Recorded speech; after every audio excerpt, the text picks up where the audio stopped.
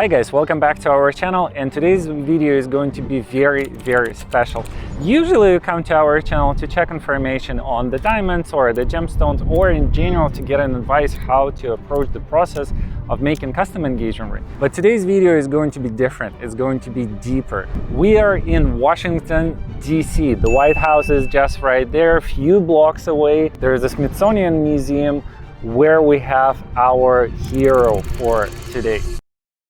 You probably know Washington, D.C. You've seen it either in person or in the picture. It's an incredibly beautiful city. But back in the 16th century, there was absolutely nothing here.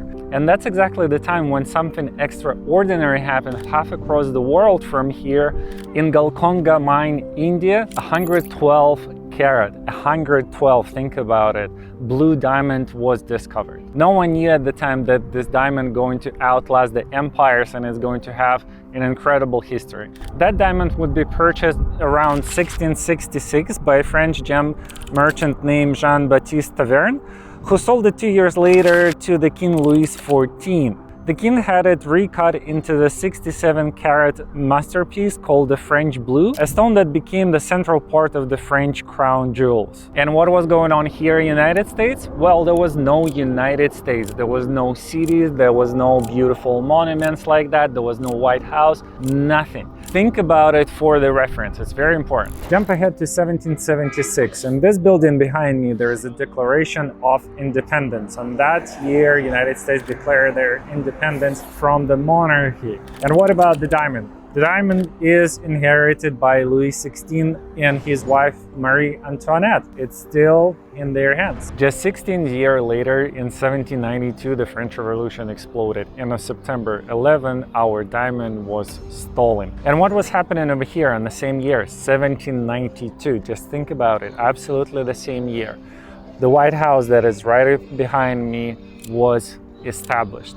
So while here in United States there was the nation being built, back in France the crown and the jewels were shattered. So think about that. On the same exact year, while the first stones of the president mansion here was being laid, someone was hiding our precious diamond. Both nations were rewriting their identities, one through revolution, the other one through foundation. Sad part, this diamond vanished for 20 years. Behind me is an octagon house. It served as an executive mansion after British burned the White House down in 1812. This house represents survival and resilience. In the same time in history, the Hope Diamond reappeared in London. Exactly after 20 years of disappearance, 45-carat diamond named as the Hope Diamond was recorded in London. Jeweler Daniel Eliasson was registered as its owner. Experts now agree it was the recut French Blue to avoid the detection. As America was rebuilding its capital, the diamond was rebranding itself to enter a new chapter.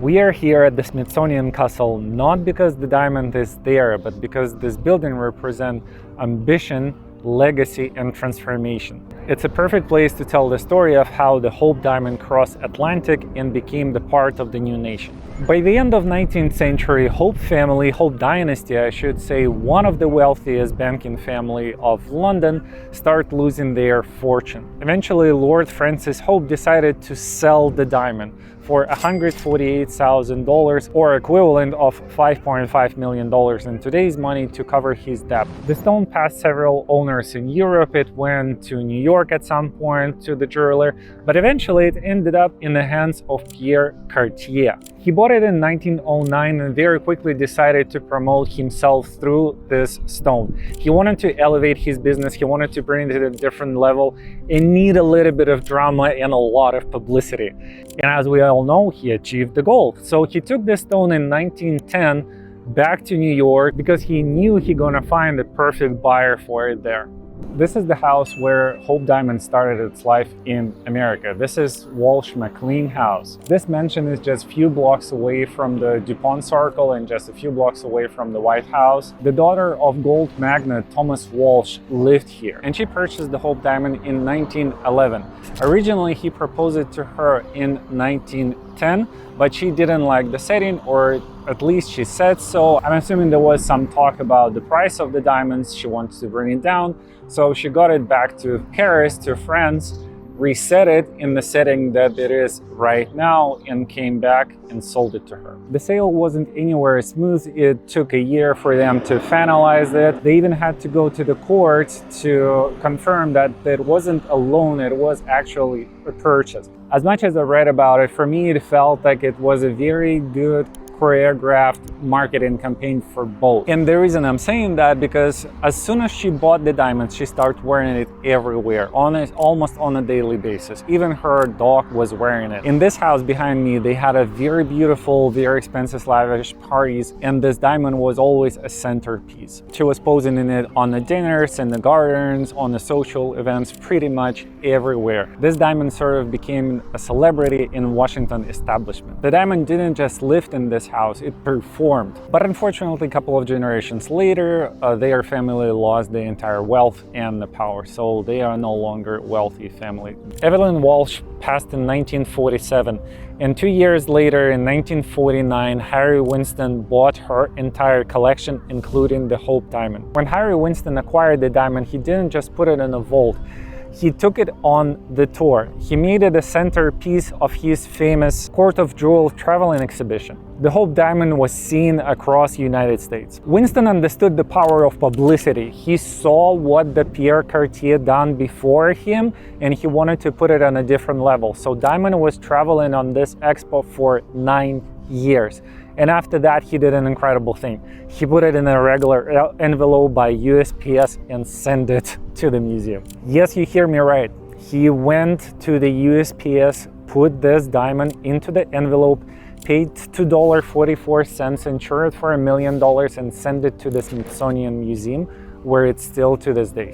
Today, millions of people from around the world come to the Smithsonian Museum to see it, and not because of the size of it, because of the color, or because how expensive it is, because of the story.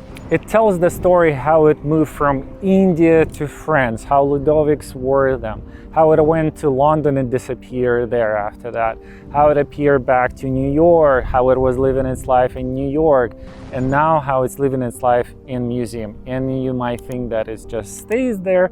Not really. It went to Louvre just recently. In 1988, the GIA, Gemological Institute of America, finally graded the Hope diamond. They confirmed its weight, 45.52 carats, and classified its color as the fancy dark grayish bluish diamond. And in 2005, another beautiful thing happened. The technology finally got to the point where we can create 3D models. And they created the 3D model of the French blue, the diamond that was stolen during the French Revolution from the French treasury. And yes, many experts agreed that the Hope diamond that is behind me in the Smithsonian Museum was made out of the French blue, somewhere in London, where it was missing for 20 years, and we'll probably never find out when. In 2010, to commemorate 50 years since the donation of the Hope diamond by Harry Winston, the Harry Winston House created the new setting for the diamond. It's called Embracing Hope. Unfortunately, you cannot see it right now. It was a temporary project,